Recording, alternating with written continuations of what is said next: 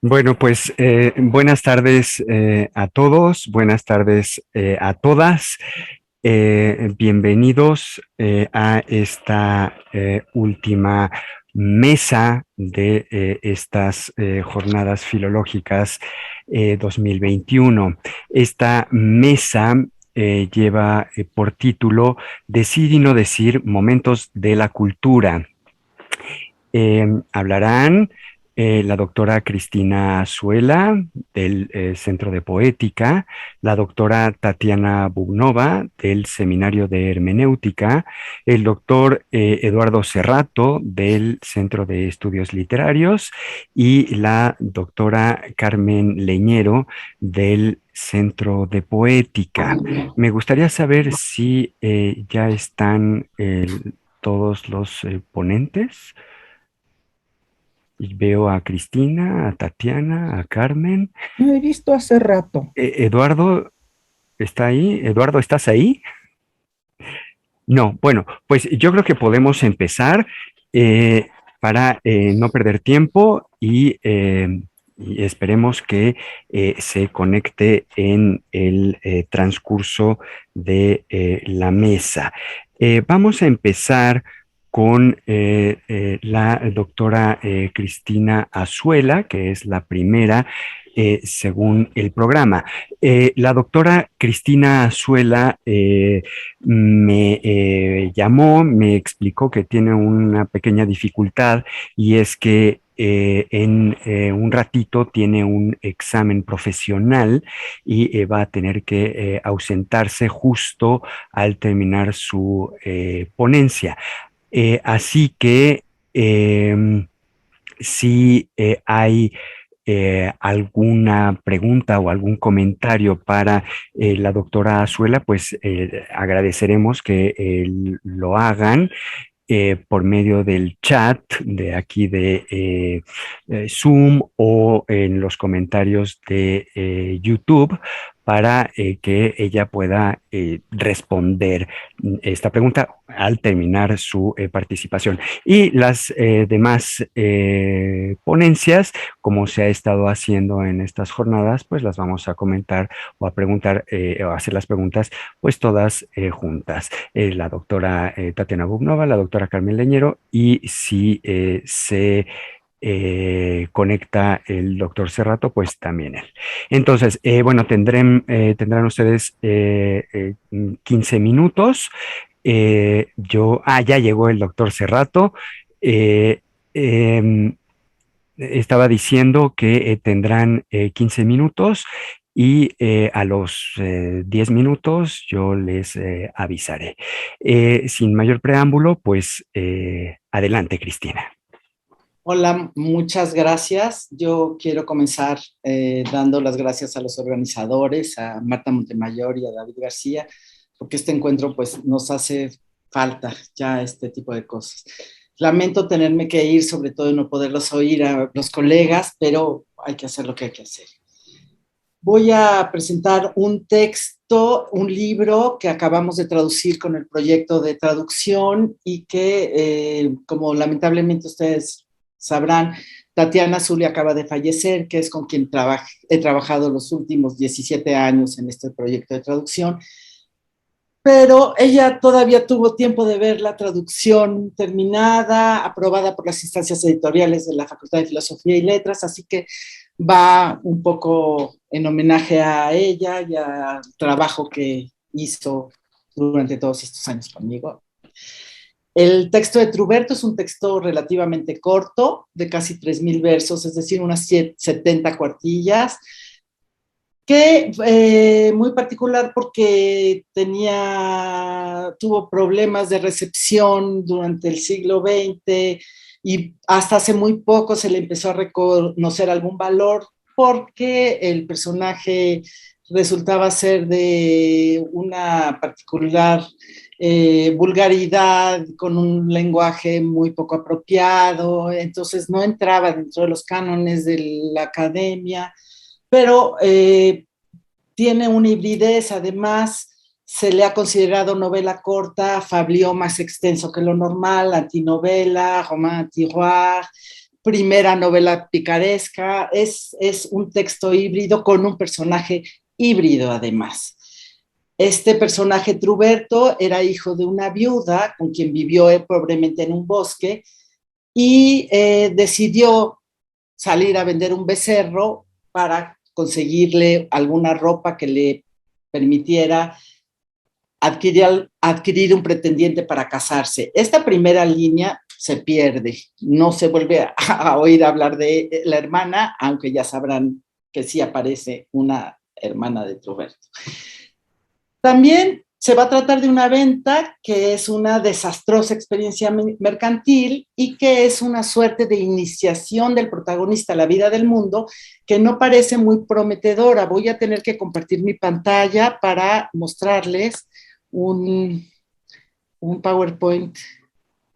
Esta primera, este personaje ha sido presentado como un personaje ingenuo, ignorante, decididamente tonto, dice el narrador. El narrador nos lo va presentando y cuando se involucran en las compraventas, pues le compran por mucho menos de lo que valía el becerro, luego compra una cabra mucho más cara y después la decide mandarla a pintar, decisión arbitraria, y la pintan de muchos colores y se la cobran otra vez muy cara.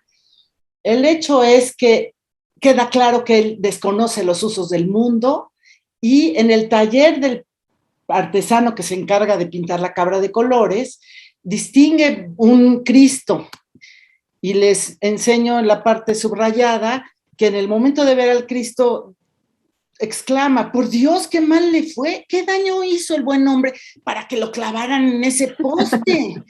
Entonces uno se encuentra todo el tiempo, desde el principio, con esta intención cómica, esta intención de este bobo que no sabe nada, pero que a la hora de la hora hace un montón de vende dos veces la cabra al duque y a la duquesa de Borgoña, que se ubican en Borgoña, pero son nombres ficticios, no existen ni ellos ni el rey que aparece después.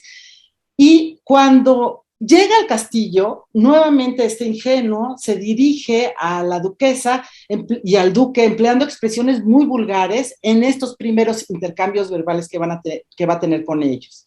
A la duquesa le pide 5 sueldos, que son 5 moneditas, más sus favores sexuales, pero en los términos más procaces posibles, y luego le pide al duque la misma cantidad de dinero, es decir, muy poco dinero, más 4 pelos de su culo. Y empiezo con esta expresión que viene en el texto, pero el texto está lleno de expresiones soeces, inapropiadas y vergonzantes para todos los críticos del siglo XVIII, del siglo XIX, que empezaban a hablar del texto y decían, bueno, esto no lo puedo explicar.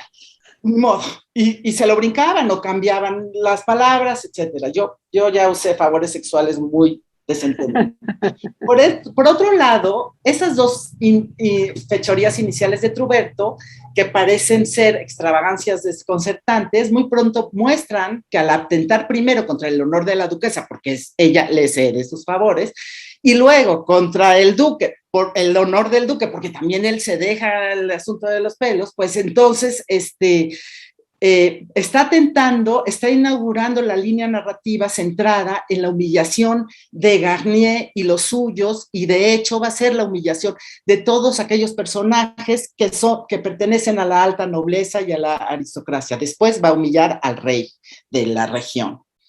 Entonces, vamos a encontrar que parecería que lo que él quiere es obtener dinero, porque obtiene mucho dinero, pero tampoco es eso, porque en el primer episodio en el que decide regresar al castillo para obtener más dinero del duque, pues no va a obtener mayor dinero, pero sí le va a dar una paliza tremenda al duque y lo va a hacer disfrazado de carpintero.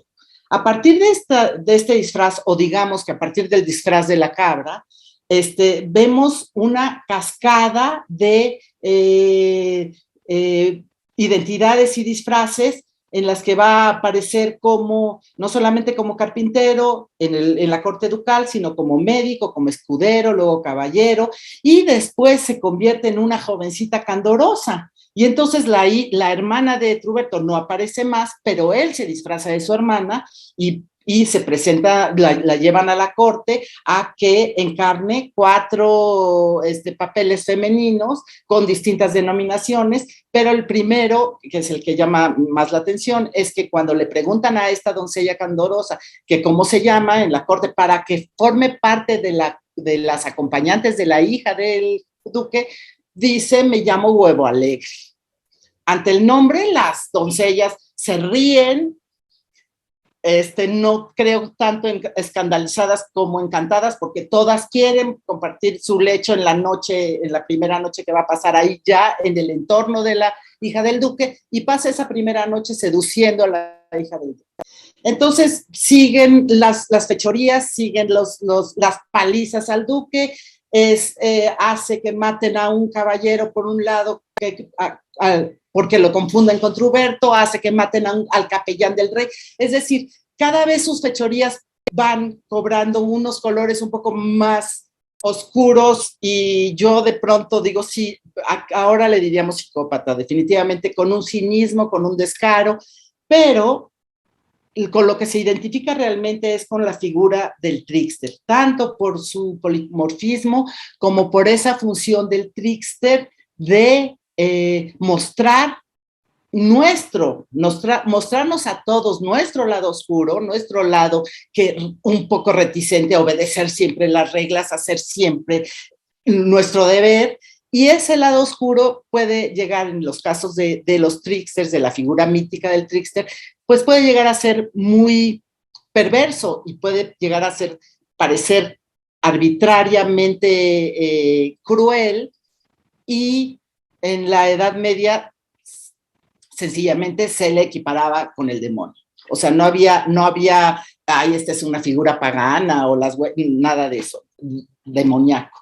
Y a Truberto realmente se le consideró, hay textos, hay críticos que lo han considerado demoníaco. Yo no creo, yo creo que es un trickster que tiene estas características, y que cómo nos podemos identificar con ese lado oscuro que todos llevamos dentro, pues nos parece un personaje fascinante, además de que tiene estas intenciones cómicas que nos hacen reír.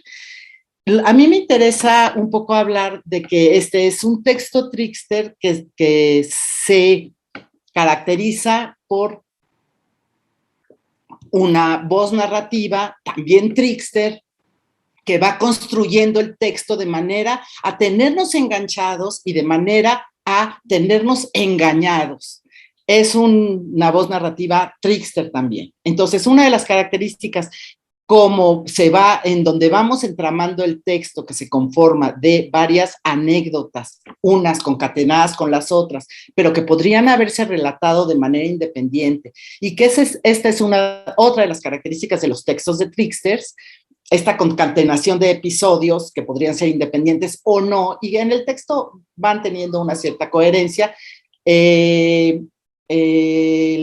El personaje va pasando, como vieron, por distintas personalidades, pero termina casado con el rey de la región, pasando la noche de bodas con este rey, con una bolsita de piel en medio de las piernas para que el rey piense que lo está desflorando a esta personaje que es Truberto, hermana de Truberto, Huevo Alegre, luego las doncellas le llaman Florita, y luego los duques lo mandan como Rosita a casarse con el rey, porque Rosita ya está embarazada por Truberto, pero Truberto los ha hecho pensar que está embarazada por el Espíritu Santo, por lo que los duques codiciosamente piensan, no, esto es de gran provecho para nuestro linaje, mandamos a Florita, que es Truberto, a casarse con el rey. Truberto se casa con el rey, y esa misma noche, después, seduce a una joven de los sirvientes del palacio para que no solamente también le quita el honor, sino que esta va a ser la joven que va a ocupar su lugar junto al rey al día siguiente en la coronación, cuando el rey haga reina de todo su territorio a esta plebeya que no tiene nada que ver con la nobleza. Entonces, todo el tiempo Truberto está rompiendo con las reglas, degradando las jerarquías, y es muy constante que una de las características que yo he visto en estos textos es que hay muchas fórmulas repetitivas porque las situaciones son repetitivas, porque las escenas, ya sabemos lo que va a pasar, ya sabemos que el duque y el rey son tontísimos, que se dejan engañar, que siempre caen en la trampa, y nuevamente nos vamos a encontrar con fórmulas muy parecidas a las épicas, epítetos, pero que en vez de ser epítetos que realcen la proeza de los héroes épicos, lo que, no sé si se ve esto o si se ve muy chico. Se ve muy chico. Híjole, pues no sé cómo hacerlo grande, porque a menos de que, ya sé, a menos de que le diga que me ponga la presentación. Y entonces, la presentación. Ahora sí se ve bien. Entonces, estas fórmulas épicas lo que nos presenta es no al héroe épico, fórmulas de estos epítetos, aquí en el caso de los tricksters, lo que nos presenta es la astucia. Truberto que de todo se burla, la de arriba no la puedo ver, pero dice algo parecido. 3 veces se repite, pero cada vez que se repite en momentos que se van repartiendo por el texto. Esto que se repite 3 veces casi idéntico, va al principio, a la mitad y casi al final. Está Truberto el que gana más de lo que pierde, porque parecía que era un tonto que había perdido y había ganado más. Truberto que se sabe todas las trampas, el que es astuto y mañoso y el que sabe mucho de engaños. Cada vez que va a cometer una atrocidad tremenda, nos salen con esta fórmula y nosotros sabemos que algo va a pasar porque no es posible. O ya hizo una cosa horrible y el narrador cínicamente, irónicamente, dice este personaje que sabe tanto, que era tan astuto y tan mañoso. Entonces, vamos a ver al narrador que nos decía que era tonto y que luego nos presenta este listo, etcétera, jugando con nosotros. Y esto yo creo que es lo último que les quiero enseñar, que es, pero no sé cómo hacer que pase, sí, la presentación del...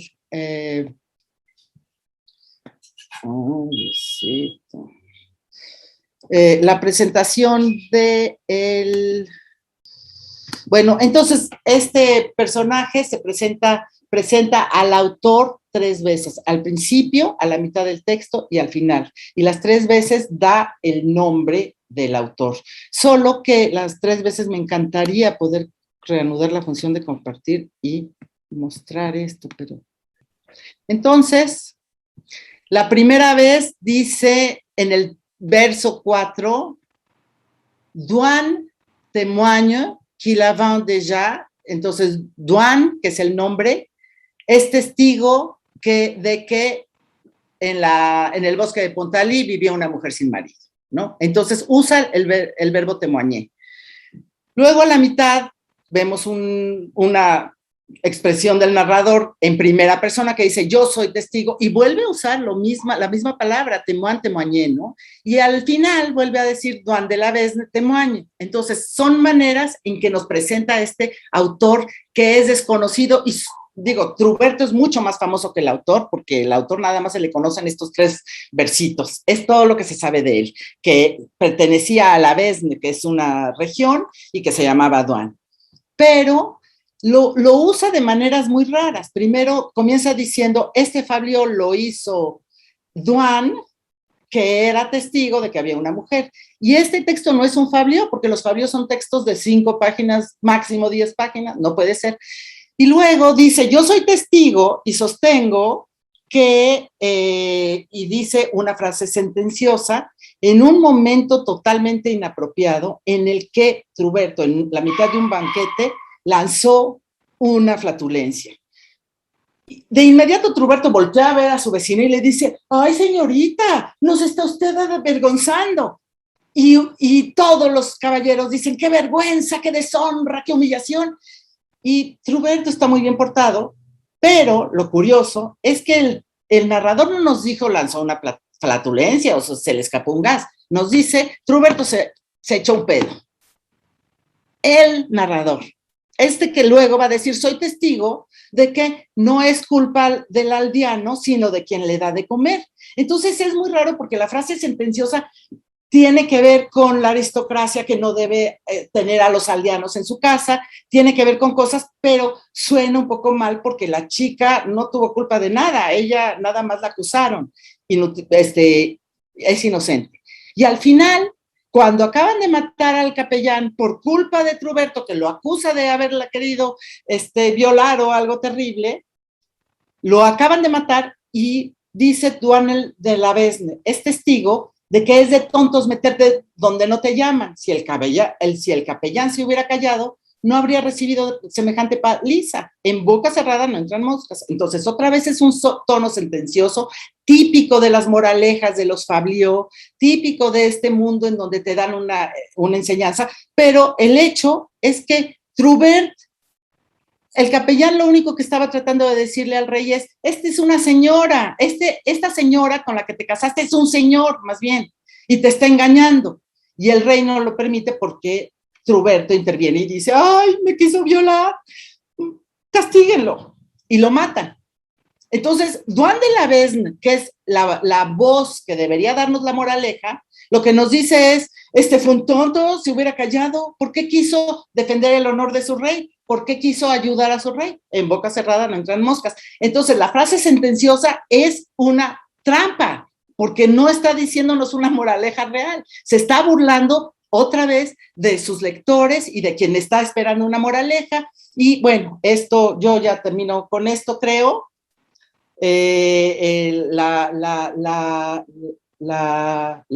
Los ejemplos, porque si quiero un poco recordar lo que Tatiana siempre nos ha enseñado, acerca de Bakhtin, no solamente de Dostoyevsky, como va a hablar hoy, pero también de Bakhtin y toda la teoría carnavalesca de estos personajes de la cultura popular, que se burlan, que parodian, que degradan, que profanan.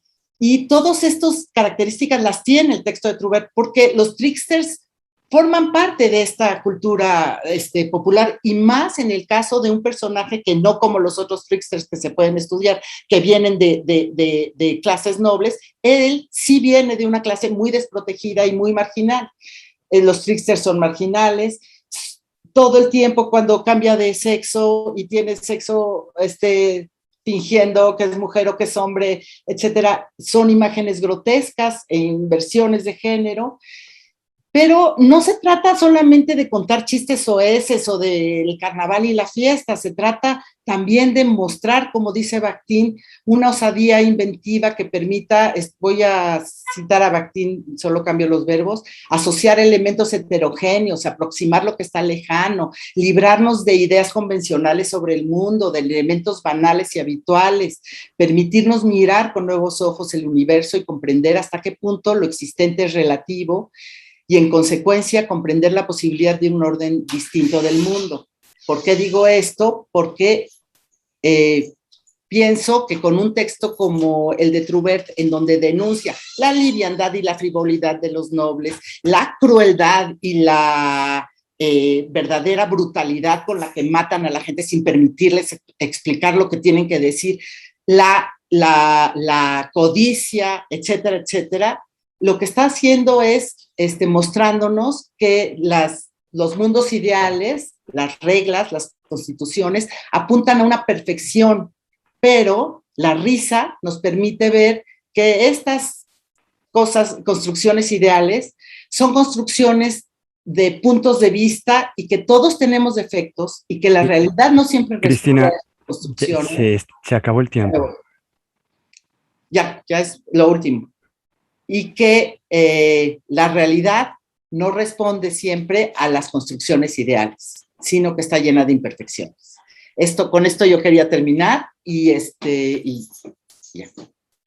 Bueno, muchas gracias. Parece que hay alguna pregunta para la doctora Azuela. No. Bueno, pues muchas gracias, Cristina. Perdón, Parece que no hay preguntas.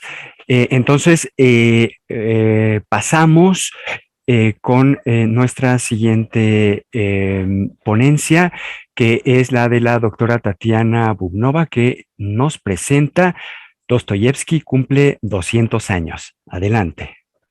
Bueno, muy buenas tardes. Muchos saludos a todos los asistentes. Muchas gracias a los organizadores, especialmente a Marta Montemayor, que realmente me permitió hablar un poquito a deshora, porque para mí la ocasión realmente es importante.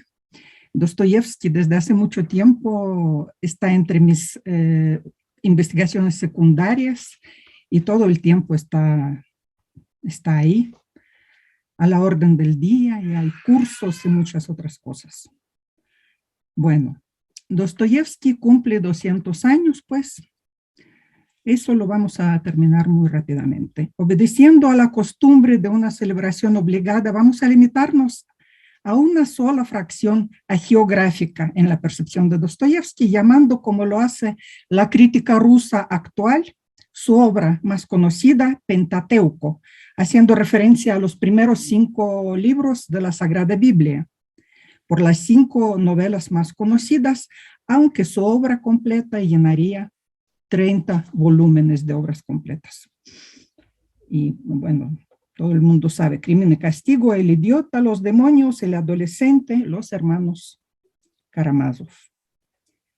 Dostoyevsky no necesita que lo evalúen según jerarquías casi comerciales, como el mejor novelista de todos los tiempos, o por el contrario, según Lenin lo estigmatizó como un escritor archimalo. Y aquí diré, siguiendo a Shakespeare, yo no voy a ensalzar lo que no me propongo vender, del soneto 21. Ahora incluso el Internet está revelando que su obra sigue vigente, a juzgar por los chats entre representantes de las generaciones novísimas, a las que su lectura se había impuesto por el programa escolar, y amerita de parte de ellas, las generaciones novísimas, calificativos apasionados de rechazo, crítica y admiración,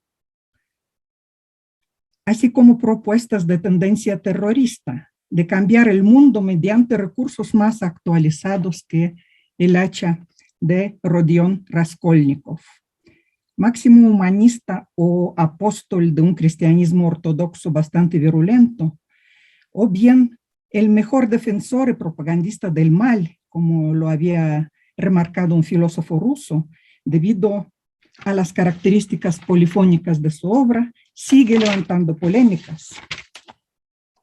Propagandista religioso que de sí mismo de repente confiesa al final de su vida, cito: le he de decir de mí mismo que soy el hijo de mi siglo, hijo del descrédito y de la duda, incluso hasta el presente y hasta el sepulcro, lo sé. Qué terribles tormentos me ha costado y me sigue costando esta sed de creer, que se presenta tanto más fuerte en mi alma cuanto más hay en mí argumentos contrarios. Por contraste con el conde Tolstoy, Dostoyevsky, nacido en 1821, en la familia de un médico de pobres, creció en un hospital de pobres. Entre los pobres es su dolor. Su padre, que había sido un médico militar de campaña, pasó por muchas etapas de un ascenso social difícil mediante estudio y trabajo, y finalmente pudo recuperar su rango social de nobleza hereditaria por mérito. Su máxima aspiración para sus hijos fue que conquistaran también un lugar en la vida mediante el propio esfuerzo, por el estudio ante todo. El país en que a Dostoyevsky le tocó nacer estaba lleno de atroces injusticias y desigualdades, y la inmensa mayoría de la población eran esclavos o siervos de la gleba y analfabetos. Fyodor Dostoyevsky, que gracias al apoyo de su padre hizo estudios en una academia privilegiada de ingenieros militares, pero en vez de ejercer el oficio que había aprendido, su formación era científica y técnica, y vivir de él, optó por humanidades y peor aún tuvo la imprudente ambición de convertirse en escritor. La situación de la gente común de a pie no le pasó inadvertida porque en cierta forma la compartía, y así su primera obra, misma que le da reconocimiento y aceptación, se llamó Pobre Gente. Se interesó también por los proyectos de cambiar la balanza de injusticias del mundo a favor de los humillados y ofendidos, que sería el título de una novela muy posterior. El círculo de socialismo utópico del que participaba fue intervenido por el gobierno. Todos los miembros, salvo el espía, fueron arrestados y condenados a fusilamiento. Y aquí otra vez cito a Dostoyevsky: la condena a muerte, a fusilamiento que nos fue leída previamente no era una broma. Casi todos los condenados estaban seguros de que se cumpliría y soportaron al menos 10 terribles, 10 eternos minutos en espera de la muerte. En estos últimos minutos, algunos de nosotros, lo sé de cierto, profundizaron instintivamente en sí mismos y repasaron toda su vida, tan joven todavía, posiblemente se arrepentían de algunos asuntos graves, aquellos que cada persona guarda en secreto en su conciencia a lo largo de su vida. Pero este asunto por el que nos juzgaron, estas ideas, estos conceptos que dominaban nuestro espíritu, no solo se nos presentaban como algo que no necesitaba arrepentimiento, sino que incluso creíamos que nos purificaba como martirio, por lo que seríamos perdonados. La convivencia con el pueblo durante los trabajos forzados en Siberia, a los cuales fue finalmente condenado, lo hizo percatarse del abismo que separaba las clases privilegiadas o instruidas de las condiciones reales en que el pueblo vivía. La ilusión más cara de su juventud acerca de una organización racional de la sociedad basada en los ideales de la Revolución Francesa y en un socialismo especulativo, garantía supuestamente de una solución unívoca y asegurada de los antagonismos más variados e inevitables en cualquier sociedad, se exponía a una dura prueba que posteriormente guiaría toda su literatura a partir de la percepción casi instintiva de la naturaleza dialógica de la conciencia del ser humano y de su vida, que en su obra no era una tesis filosófica, sino una visión literaria, un descubrimiento artístico. Obviamente la cita es de Bakhtin. Luego diría, casi con Bakhtin, en todas partes escucho voces que opinaban, entraban en disputas, defendían toda su propia verdad. Así la voz cáustica del amante subterráneo de paradojas, voluntarista e irremediable, que trataba de poner en ridículo la idea socialista, pero en su lugar se hacía daño a sí mismo, aunque siguiendo su propia voluntad. Dostoyevsky, orquestador de la gran polifonía del mundo, la supo percibir o organizar esa discordante disputa y toda la vida humana en forma de un gran diálogo, visualizando la naturaleza dialógica de la conciencia y de la vida. La autonomía, la libertad, la igualdad de derechos son más incómodos y abstractos de postular cuando todos están aparentemente de acuerdo que en una disputa, en medio de contradicciones y discordancias expuestas ahí mismo in situ. ¿Cómo se pensaba tal diálogo en una obra concreta? ¿Sería acaso algo semejante a un diálogo platónico entre unos supuestos Sócrates, Fedro, Lisias y semejantes? Los de Dostoyevsky defienden sus posiciones vitales con una intensidad y un apasionamiento muy poco socráticos. Cito: el héroe de Dostoyevsky participa en el diálogo universal, todo él, con toda su humanidad, su palabra, su acto, su cara, ojos, cuerpo, cada gesto, con su silencio, incluso con su muerte o suicidio. Así, el voluntarismo individualista frente a la idea de un palacio cristal que simbolizaría el radiante futuro de una humanidad armonizada, conviviendo feliz en un edificio comunal, se reduce a que el mundo entero vaya al infierno, pero que yo pueda seguir tomando mi té siempre. Así que no se trata de ideas abstractas, sino de las voces humanas vivas que expresan su postura íntegra en el mundo y de individuos que actúan en consecuencias para poner a prueba su verdad. Se ha dicho que los personajes de Dostoyevsky son inverosímiles, pero resultan ser más auténticos que las propias personas vivas. Las ideas se encuentran en una confrontación antagónica vital y como tales, esas reyertas ideológicas no tienen ni pueden tener una solución unívoca. El autor no se impone con su punto de vista dominante y deja hablar y pensar a sus personajes. En otras ocasiones, Dostoyevsky plantea el problema en medio de una relación difícil y contradictoria, omitiendo vínculos lógicos, pero proporcionando informaciones previas que deja juicio del lector para que haga sus propias conclusiones. Vuelca sobre el personaje odioso todos los elementos externos que le den cara y cuerpo, pero al mismo tiempo lo provee del don de la palabra y le permite explicar por sí mismo sus razones y puntos de vista conflictivos, a menudo rencorosos, y de tal manera que el lector se inclina por tomarlo en serio. Decía Bakhtin al final de su vida, en una conferencia, escuchen a Raskolnikov, es sumamente convincente. Es leyendo a Dostoyevsky como Nietzsche concibiera el resentimiento como el motor de la historia.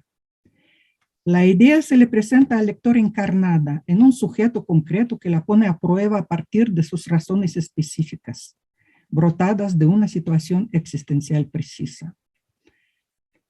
¿Cómo se descubre la orientación ética en esta mezcla de voces cacofónica? ¿Quién tiene la razón? Cito a Dostoyevsky, es insuficiente determinar la moral mediante la fidelidad a sus propias convicciones. Es necesario preguntarse constantemente, ¿son ciertas mis convicciones? Existe una sola prueba, Jesucristo. Me es dado un modelo ético y un ideal. Jesucristo, pregunto, ¿quemaría él a los herejes? No. Por consiguiente, la quema de herejes es un acto inmoral. Jesucristo se equivocaba, eso está comprobado, pero mi sensación dolorosa me dice, mejor me quedo con el error, con Jesucristo, que con vosotros. La sensación de un vínculo moral, de una profunda interdependencia entre todos los elementos que constituyen el embrollo de la sociedad, de la historia humana, lo conducen a la idea de la culpa universal expresada mediante voces más diversas. Cada uno de nosotros es culpable de todo ante todos. Cada persona es culpable ante todos y por todo. El autosacrificio de Cristo a favor del género humano se transcribe mediante un altruismo absoluto de algunos personajes. La idea es que yo les debo a todos, absolutamente todo, sin que nadie me deba nada a mí, y no procede reclamo alguno. Quedan 5 minutos, Tatiana. Sí, el Jesucristo ruso se figura acorde a representaciones que podían tener los reos en el presidio siberiano, con los cuales convivió Dostoyevsky durante 4 años. Tremendos transgresores, asesinos y asaltantes, sostenía el escritor. Ellos tenían una clara conciencia acerca de su culpa, sin autoconcesiones morales acerca de la fatalidad del medio social que hubiese determinado sus elecciones, sin recurrir a motivos destinados a exculparlos ante sí mismos, porque se sabían dotados de un libre albedrío heredado por la religión, al saber del bien y del mal, y al aceptar una responsabilidad personal. La responsabilidad personal frente a la influencia social del medio es parte del núcleo de la ética de Dostoyevsky. Y voy al último punto de una vez.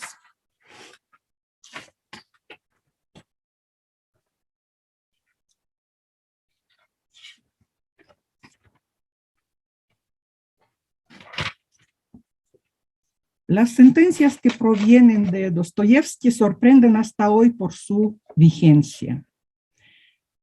Una está planteada sutilmente por Iván Karamazov, fue reducida al niño por sus 2 hermanos, el candidato al parricidio Dmitri y el verdadero asesino, el lacayo Smerdyakov. Si no hay Dios, todo es permitido. Y la otra aparece planteada en la leyenda del gran inquisidor, ideada por el mismo Iván. El inquisidor le dice a Jesucristo en su segundo advenimiento, ¿sabes tú que pasarán los siglos y que la humanidad, con su sabiduría y su ciencia, proclamará que el crimen no existe y que por tanto no existe tampoco el pecado, sino que existen solo los seres humanos hambrientos? Dales de comer y exígeles entonces virtud.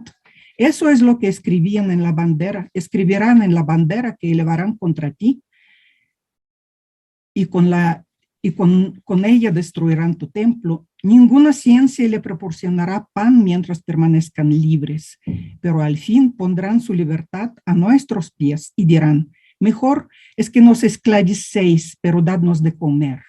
Al fin comprenderán ellos mismos que son incompatibles la libertad del pan terrenal en cantidad suficiente para que cada hombre pueda comer el que quiera, pero nunca, nunca sabrán repartirlo entre sí. Terminó Dostoyevsky la última frase. Esta clase de dilemas y controversias presenta al lector el gran director de la orquesta polifónica de su obra. No habla Dostoyevsky ni el héroe, que es Iván Karamazov, sino un personaje totalmente especulativo. Nuestro escritor posee el don de habla indirecta. Nos plantea las cosas en su complejidad para que las juzguemos desde nuestro libre albedrío. Y son problemas que no parecen ser específicamente decimonónicos ni rusos, sino que siguen presentándosenos una y otra vez. A.K. Dostoyevsky. Muchas gracias. Muchas gracias, Tatiana. Tenemos ahora la ponencia del doctor Eduardo Serrato, quien nos presenta lo dionisíaco en la obra de Luis Cardosa y Aragón. Adelante, por favor. Muchas gracias, buenas tardes. Este trabajo es un breve comentario sobre el aporte de Luis Cardosa y Aragón a la definición del nacionalismo cultural, particularmente su contribución a fortalecer la idea del mestizaje y a la invención de una tradición prehispánica reflejada en la Escuela Mexicana de Pintura, particularmente en la obra de José Clemente Orozco. Indago sobre la idea del proceso de mexicanización de Dionisio, que Cardosa lo transformó en la imagen del Acuatilco. Quiero citar unas líneas de la biografía de José Clemente Orozco, que Luis Cardosa y Aragón publicó en 1954, en donde se hace un resumen mitológico de los temas del pintor, y quiero compartir una imagen también, donde Cardosa ve un espíritu dionisíaco, pero ya lo veremos más adelante. Les decía, quiero citar unas líneas de la biografía de Orozco.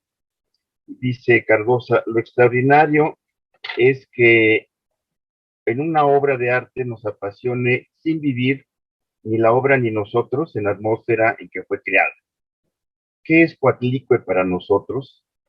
¿Por qué en la apariencia solo sensorialmente establecemos relación de continuidad entre aquel arte tremendo, como lo llamaba Orozco y su obra? Sin duda, en parte, situamos la obra en el ámbito propio, en lo que construimos de ese ámbito al contemplarla, o más bien en lo que ese ámbito nos inventa la obra. El arte nos inquieta y atrae, sobre todo como vida, como expresión. La belleza puede ser uno de los sumandos, sin mayor caudal que los otros. Uno de los sumandos nada más. Este despojo de rutinas se plantea de nuevo en Orozco. Desde el punto de vista de las referencias, Apolo y Coatlicue encierran el carácter del México actual. El carácter recuerda a primitivos o renacentistas y al arte precortesiano, extraordinario por su invención de formas. La síntesis lograda es lo trascendente. La densidad de las dos corrientes hace proceloso el pensamiento de Orozco. Saturnino Herrán sintió esa atracción en el tríptico Nuestros Dioses. Hay una Coatlicue con un Cristo injertado. ¿No es esta la actual visión de Anáhuac? Orozco tenía a Cristo y a Coatlicue injertados y sintió siempre la necesidad de rebelarse contra todos los dioses. Su héroe tutelar es Prometeo. Hasta ahí la cita de Cardosa. Resurge en estas líneas la dualidad Apolo Dionisio del origen de la tragedia Nietzscheano. Sin duda una de las lecturas de formación del joven Cardosa, comentada en las tertulias alfonsinas de la Embajada de México en París en 1926. Cuando el poeta decidió establecerse en México, allá por 1933, entró en una crisis cultural que lo llevó a descubrir el pasado prehispánico y a revalorar los aprendizajes e influencias que presenció en Europa. Notamos que en los años 30 y en los 40 hay un proceso de mexicanización en el poeta. Por ejemplo, el surrealismo lo analiza desde la perspectiva del arte popular mexicano. En las esculturas antiguas descubre rasgos de la modernidad nacional y la embriaguez dionisiaca la interpreta como el resurgimiento del culto a la diosa de la tierra y de la muerte. Contrasta el concepto de Coatlicue de Cardosa con la que Octavio Paz dejó esbozada en una carta dirigida a Monique Pon, en la que explica que Coatlicue, cito a Octavio Paz, no es una diosa de mi devoción, menos aún la famosa escultura que encuentro híbrida y decadente como casi todo lo azteca. Está ahí la cita de Paz. En Corriente Alterna encontramos una prolongación de esta idea. Cito, abigarrada o gestionada, la Coatlicue es obra de bárbaros semicivilizados. Quiere decirlo todo y no repara en que la mejor manera de decir ciertas cosas es callarlas. Hasta aquí la cita. Estas diferencias con la idea de la Coatlicue cardosiana me sirven como método de contraste para ilustrar lo que el poeta guatemalteco llamó el patos coatlicuense del arte mexicano. Coatlicue para Cardosa no simboliza una deidad salvaje y decadente, por el contrario, su presencia la identifica como una fuerza vital que se aloja en el inconsciente colectivo. Es la expresión de un significado reprimido en la conciencia nacional. Al igual que Justino Fernández, vio en la imagen de la diosa un encambre de conceptos teológicos y filosóficos de origen dionisiaco. La imagen de Coatlicue en Cardosa evidencia más una herencia nietzscheana que la influencia de los historiadores que perfilaron la nueva imagen del México antiguo. Revisemos la prosa poética titulada Elogio de la embriaguez, que es el antecedente directo del patos coatlicuense que descubrirá en la pintura de Orozco. Este ensayo, escrito en 1931, tiene varias claves históricas que nos hablan de un Cardosa interesado en el discurso de las humanidades como forma de expresión del espíritu de la nueva cultura mexicana. Cito Elogio de la embriaguez. Lo que es inesperado, lo repentinamente angélico o monstruoso, la insólita relación escondida, latente hasta en los objetos más humildes, se manifiesta con la embriaguez. Y con su invisible espada de arcángel, la vida triunfa de la costumbre y la religión que presumían postrarla imperdonablemente. Nos da la exacta dimensión del mundo. Las cosas están ungidas de milagro. Hasta allí la cita. Esto lo escribió Cardosa en 1931, conforme el poeta se fue adentrando en los medios literarios mexicanos, el discurso se fue haciendo más nacionalista. En esta carta, que voy a leer un fragmento a André Breton, la escribió Cardosa en 1937, en pleno auge cardenista. Cito, estamos en la tierra de la belleza convulsiva, en la patria de los delirios comestibles. Nuestra poesía moderna, nuestra pintura, nuestras otras artes, solo son todavía un testimonio hermoso de la superioridad del medio. La supremacía de nuestra naturaleza, de nuestro tiempo, de nuestra realidad indígena, es tan avasalladora y orgullosamente inclemente que nos ofrece hasta una nueva muerte distinta de las otras muertes. Hasta allí la cita de Cardosa. Y digo, a estas alturas, Cardosa está a punto de vestir a Dionisio con una falda de serpientes de la Coatlicue.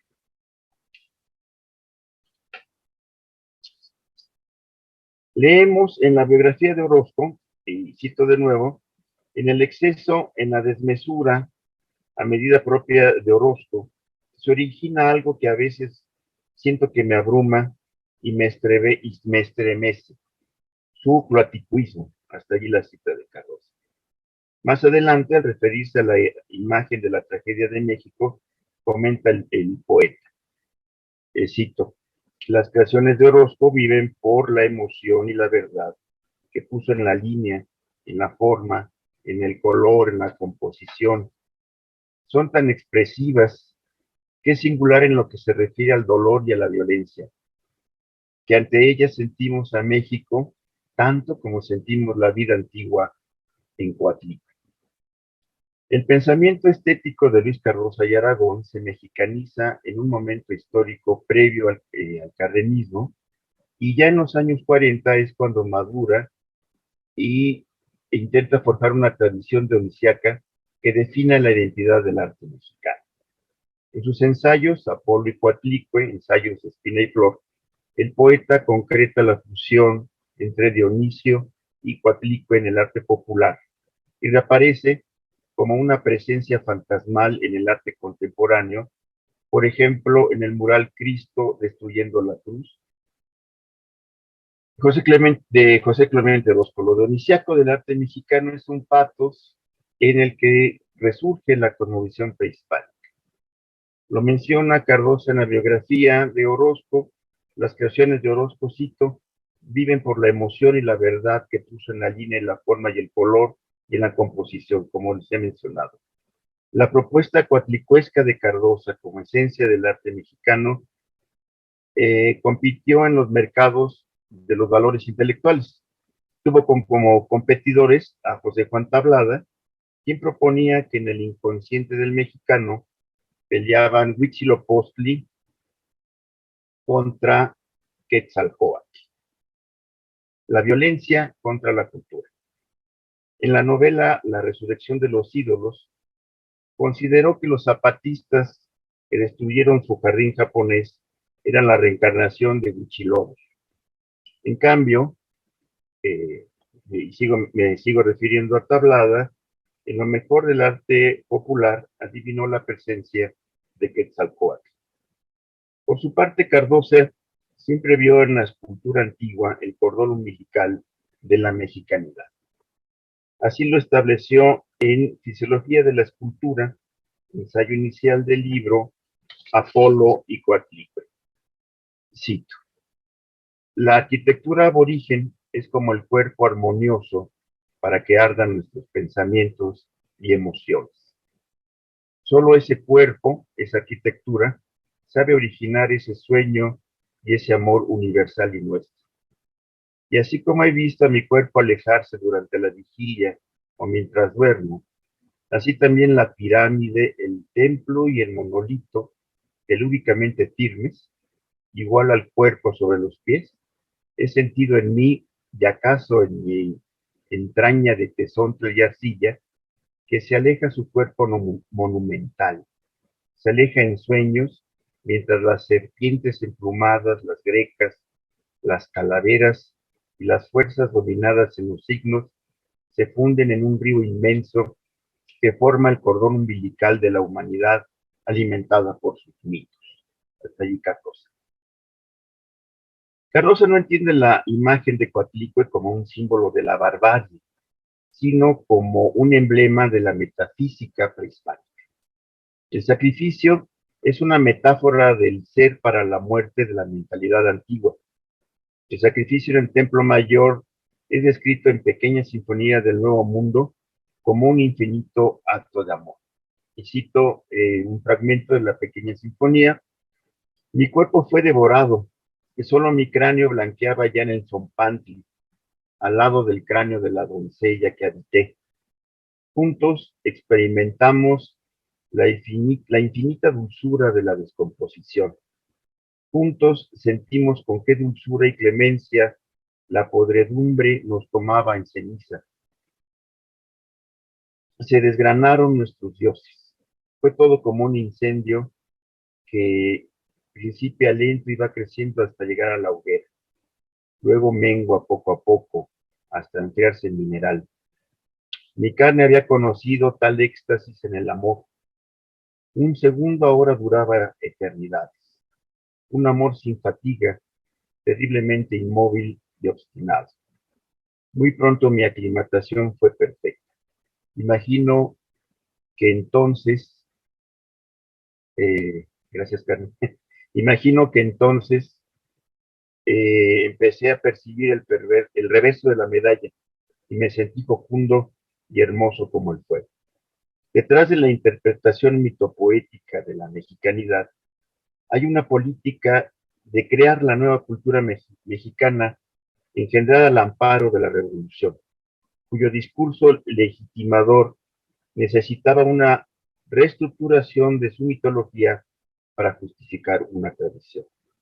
Había una gran necesidad de promover en el campo intelectual los logros del arte mexicano para desarmar la imagen de un país violento.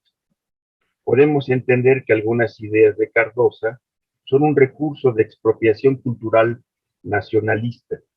Había que modificar la visión de la barbarie congénita al de una cultura que valora sus tradiciones artísticas. Es así como entiendo el final del ensayo que hemos revisado, y cito a Cardosa: la tradición es un fénix, no una momia. La tradición inmóvil no es tradición, es academia. La tradición nunca ha estado al alcance de los tradicionalistas.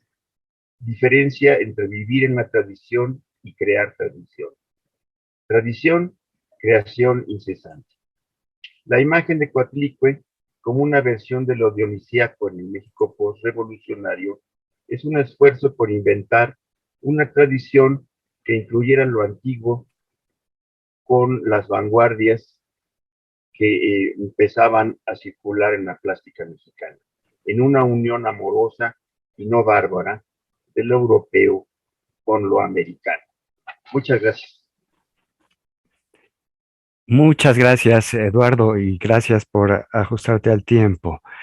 Em, Tenemos ahora nuestra última participación en esta mesa, que es la de la doctora Carmen Leñero, quien nos va a presentar Entre mitos, relatos y mentiras, mientras leo. Adelante.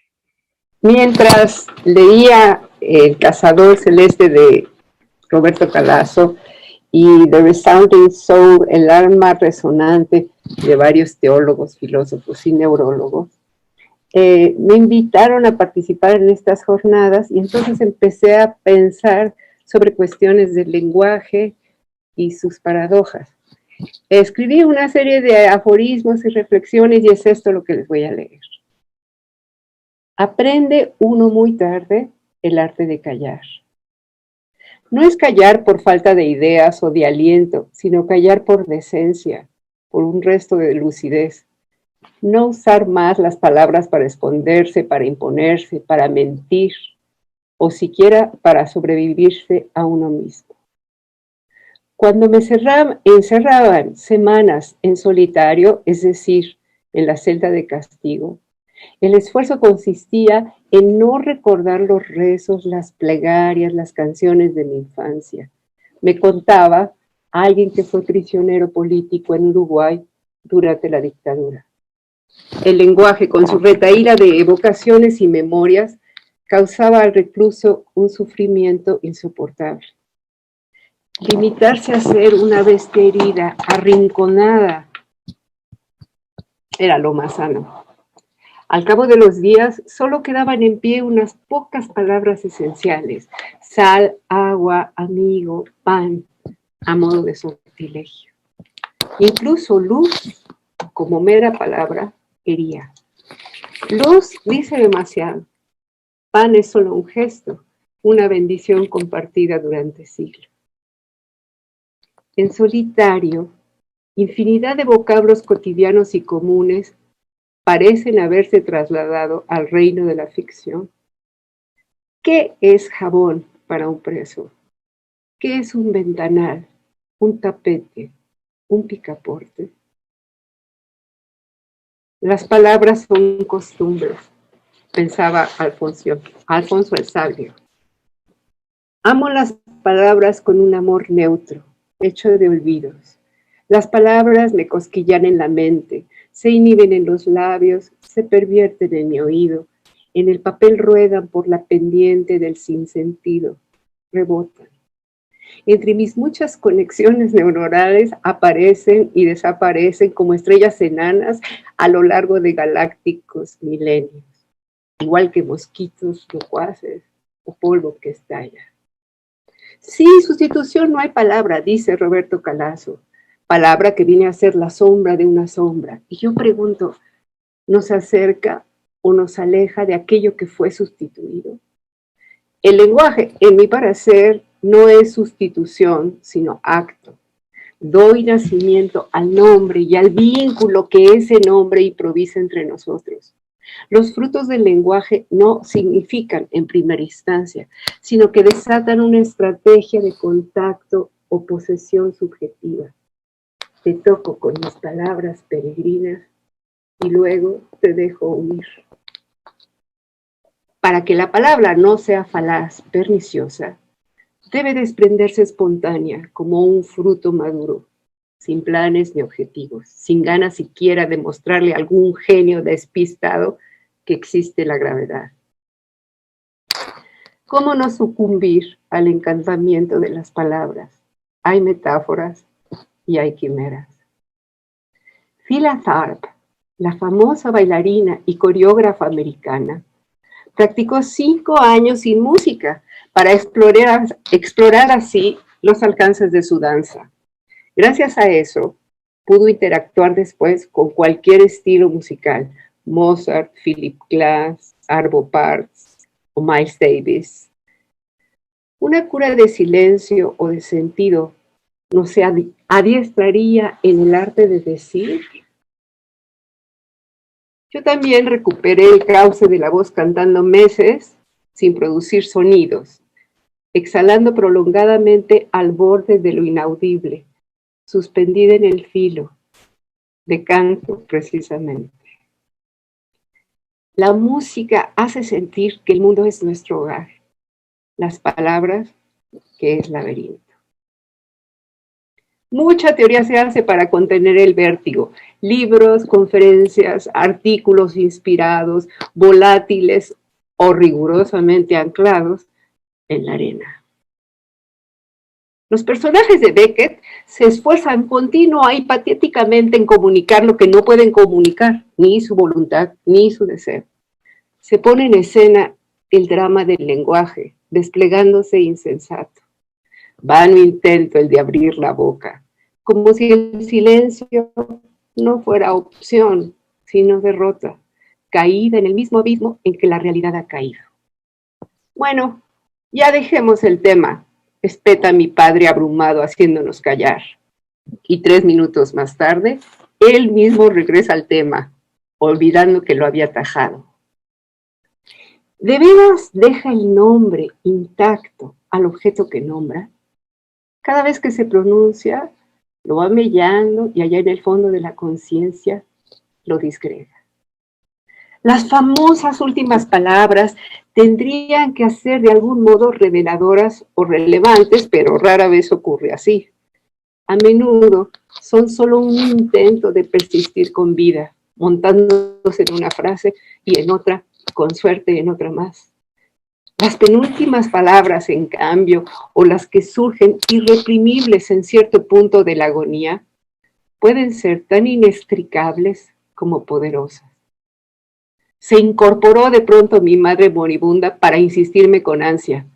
La pregunta. La vieja querella. ¿El conocimiento redime o extravía? Plotino decía que el saber de los gnósticos se había atestado de palabras y que ya no hablaba para nada de la virtud. Pero incluso por sobre la virtud, consideraba Plotino al acto de contemplar, esa forma de conocer no mediada, sin representaciones ni simulacros, directa.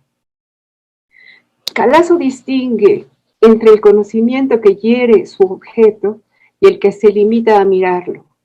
Pero ¿acaso mirar no es también una intrusión? ¿Cuándo la palabra es tacto? ¿Cuándo es escrutinio? ¿Cuándo es veladura? Tienes que creerme para comprender. Puedes dejar de creerme luego. Saltar del habla al canto solo es posible desde adentro. La palabra ya está cantada, pero en lo oculto. Cada vocal, un instrumento. Dicen que quien no sabe hablar o escribir no sabe pensar. Pero hay quien piensa que las palabras nos alejan del verdadero conocimiento del mundo, porque interponen una noción que obnubila o pervierte la conciencia que cada uno tiene sobre lo que percibe, su particular experiencia intransmisible. El nombre, la teoría o el juicio son una barrera que nos impide ir suficientemente dentro para escudriñar nuestro verdadero ser con las cosas. No niego que el lenguaje con su carga histórica y devaneos discurra y hasta piense por nosotros, incluso para nuestro bien. Pero puede hacernos creer que ya sabemos la verdad simplemente porque la nombramos. ¿Existe un narrador omnisciente? Que por favor me cuente mi historia. El llamado monólogo interior es la pura exhibición de un interior mentido. Es más opuesto a la intimidad con uno mismo que el diálogo con otro. Diré lo contrario a lo que he dicho por amor a la paradoja. Todo mundo es intrínsecamente personal y se habita con palabras, con fórmulas del habla, imágenes poéticas y material del ensueño. El lenguaje aporta a nuestro mundo toda la irrealidad que éste necesita para subsistir. Una obra teatral que fuese absolutamente realista tendría que hacernos reír.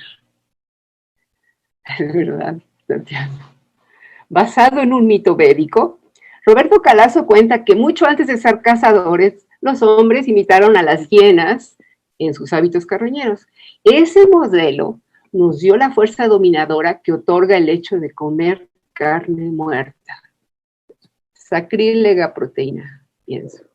Y de ahí despliega el autor una antropología según la cual los hombres actuales, antes que divinos cazadores, tenemos mucho de hienas, pues devoramos animales que algún otro ha matado.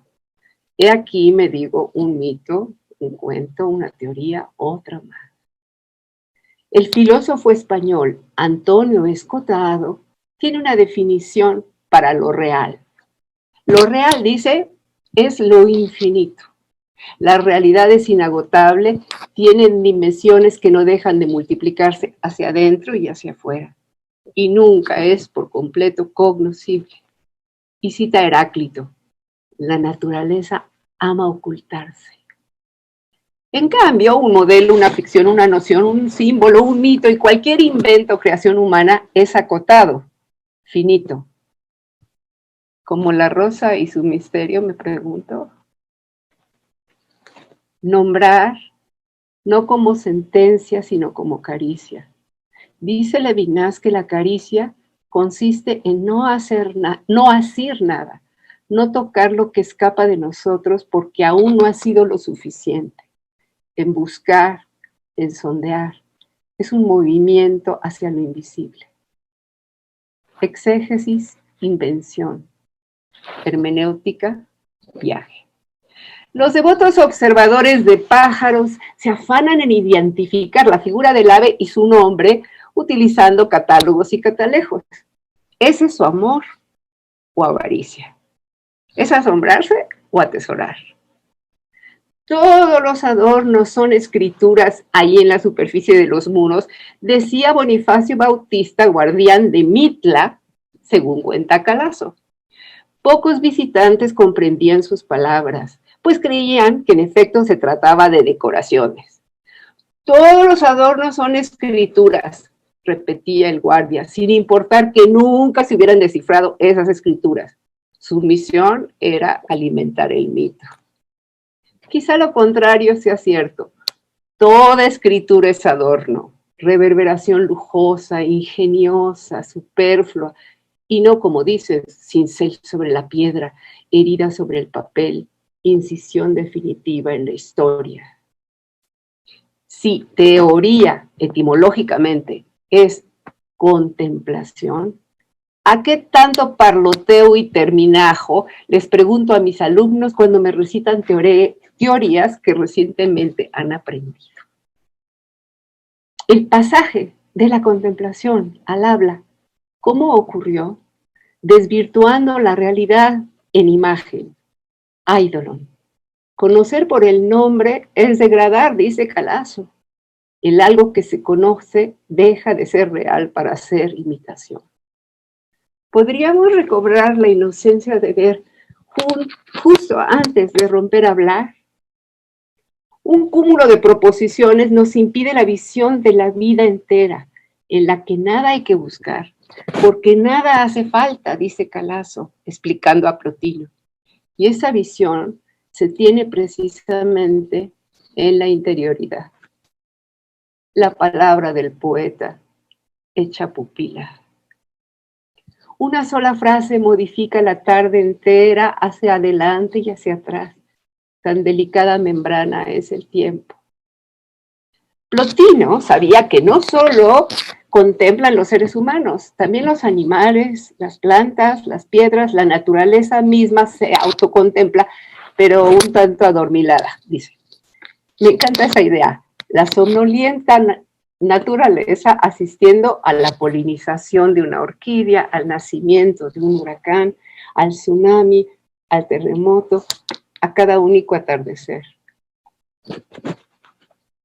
¿Qué significa tal frase, tal obra, tal palabra, como la de Dostoyevsky, por ejemplo? Es una pregunta menos por su pasado que por su futuro me atrevo a soñar.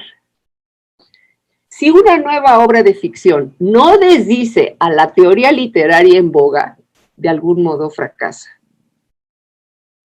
No solo lo que se dice queda siempre en entredicho, también lo no dicho nos acecha. Necesito dialogar conmigo misma para descubrir nuevas rutas que quizá ya recorrí, pero me he perdido el rastro. Ni verde, ni azul, ni naranja, ni amarillo. Vivo en una zona centrípeta de matices. 7 millones de matices puede percibir el ojo humano a plena luz. Esa traviesa realidad indivisa, ese continuum tenaz. Un lingüista apasionado y ahora célebre me decía en privado: ¿cómo odio a los hablantes? Se refería a los blasfemos de una religión llamada lengua, que tiene sin duda sus sacerdotes y sus leyes. Toda mi vida académica ha sido una especie de digresión que solo a ratos logra ponerme a resguardo de la desgracia. Catarsis bien, pero lo que uno busca es salvarse. Promiscuidad de los mitos, se adhieren unos a otros, se traslapan y pervierten como hermanos incestuosos. Se agota la punta del lápiz mucho antes que mis preguntas. ¿Cómo se divertían los dioses mirando las desventuras de los héroes? ¿Cómo se aburren ahora y van cayendo uno a uno en un larguísimo sueño indiferente? Una pregunta que muchos han contestado, pero que sigue en pie. Cuando escribimos, ¿qué ser dentro de nosotros se expresa? ¿Un extranjero? ¿Un impostor? Peter Handke, en su Historia del lápiz, me enseñó a pensar sin miramientos, a mirar sin adjetivos, a hacer del discurso una especie de pesca, paciente, pero de pronto intempestiva. Cioran me enseñó a reír cuando estoy triste, discretamente, pero reír. El más agudo pesimismo tiene su gracia. Dejarnos allí merito entre el dolor y la risa es un gran arte.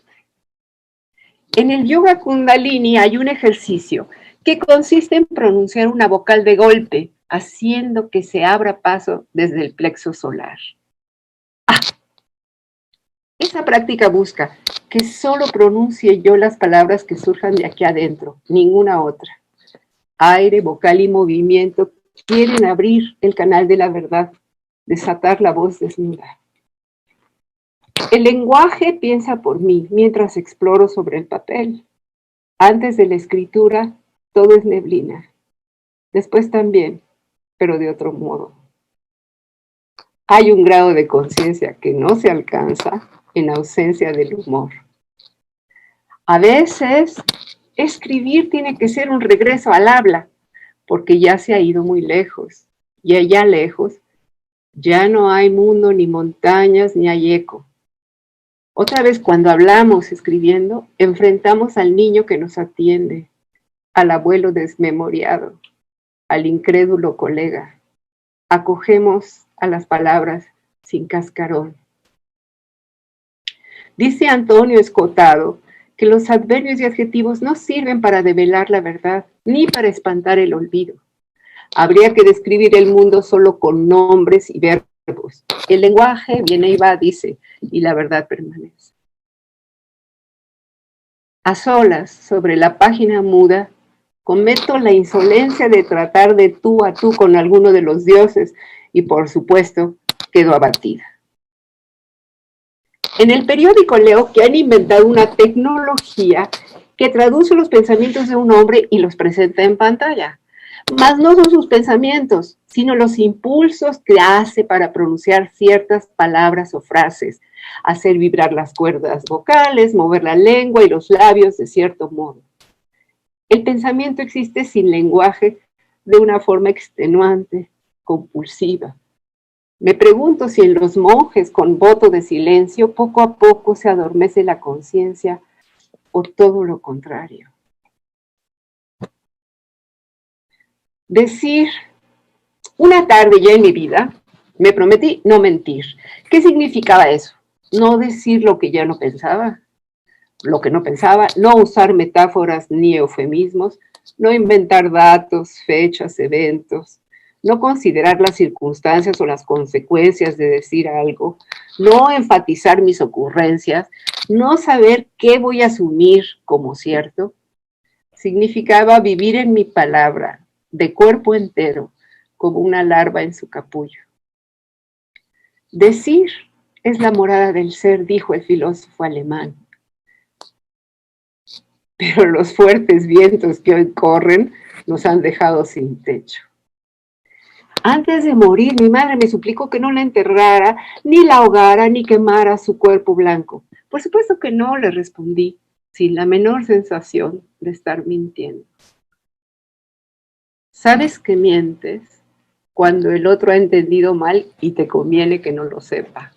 Los poetas no son de fiar, según Platón, porque obedecen a sus fines creativos, sin considerar el bien o el mal, sin adecuarse a lo que el pensamiento aprende, más a la manera de un chamán que de un sabio. Sí, pero la poesía alivia a los prisioneros, replicaba Eurípides. La contemplación cruza la naturaleza y así la crea, dice Plotino, y además lo hace en silencio. Contemplación silenciosa es la que revela y da existencia a todo lo creado. Silencioso también es comprenderlo. ¿Quién me mirará cuando los seres humanos se hayan ido?, se pregunta la naturaleza. Yo misma, mis 100,000 ojos lo harán, dice. Mundo malo, cielo en coma, las estrellas ya no nos miran. Constreñir los versos, obligarlos a decir a cada paso, asfixia su potencia, neutraliza sus efectos. Para que un poema no sea un simple juguete del lenguaje, debe preservar sus peligrosas líneas de fuga. ¿Cuándo fue en el curso de la historia que la belleza se nos volvió sospechosa? ¿Cuándo se convirtió en un atributo más? Fue cuando se convirtió en un atributo más dispensable, puramente subjetivo, más joven y arrebatado que la verdad. Sí, claro, oscilo entre el saber y el tanteo, entre la fe y la derrota. Se está acabando el tiempo. De niña cultivé un mito personal, el de la chata Sofía, figura colérica y rebelde que exigía sacrificios para no saber. Por supuesto, mis padres abominaban. Ella me salvaría en las horas negras con su cólera bendita y su verdad con filo. La chata Sofía no sabía mentir ni le daba la gana. De ahí su debilidad. Su fuerza, en cambio, era telúrica, escondida. Detrás de un personaje literario encerrado en su mundito de ficción hay una pléyade de dioses trasvestidos. Todos los poemas son paliativos, algunos con tremendos efectos secundarios. Decir o no decir es el primer dilema del lenguaje. Sócrates soñó una voz que le advertía que en vez de filosofar debía crear cantos. No entendió de inmediato, pero lo hizo antes de morir. Rimó y le puso música a las fábulas de Esopo. Mi silencio interior, un hogar abandonado. Muchas gracias. Muchas gracias, Carmen. Creo que hay tiempo para leer los comentarios que se han hecho. La doctora Tatiana Bubnova, el doctor José Manuel Mateo dice, siempre será tiempo de Dostoyevsky. Qué bueno que habló usted de él en las jornadas, doctora Tatiana. Y Silvia Aquino dice, gracias Tatiana, Dostoyevsky sigue siendo un ejemplo no solo de escritura, sino también del comportamiento humano. Qué envidia que lo leas en su propia lengua. Felicidades. El micrófono está apagado, Tatiana. Bueno, ¿qué puedo hacer a esos comentarios más que decir muchas gracias? De la ponencia del doctor Cerrato, Carmen Leñero dice, estupenda ponencia, doctor Cerrato, muy interesante y hermoso lo que nos dice el poeta Cardosa y Aragón sobre Coatlicue y el arte mexicano. Y bueno, ahí respondió, muchas gracias, Carmen. No sé si quieras decir algo más, Eduardo. No, no tengo más que decir. Tatiana Bubnova dijo, un poeta ruso dijo, el pensamiento dicho es mentira. Es para Carmen. Ah, perdón, era para Carmen. Ah, sí, era para Carmen, perdón. Un poeta ruso dijo, el pensamiento dicho es mentira. Hay que coincidir. Y José Manuel Mateo dice, también para Carmen, todo dicho nace contrahecho. José Manuel Mateo felicita a la mesa y la doctora Aurelia Vargas dijo, muchos saludos a Cristina, Tatiana, Eduardo, Carmen y Juan, felicitaciones por sus ponencias y qué gusto verlos de nuevo. No sé si alguien quiera añadir algo antes de irnos. Bueno, pues entonces con esto terminamos esta última mesa de estas jornadas filológicas y los invitamos a la conferencia magistral de clausura del doctor Héctor Perea. Muchas gracias.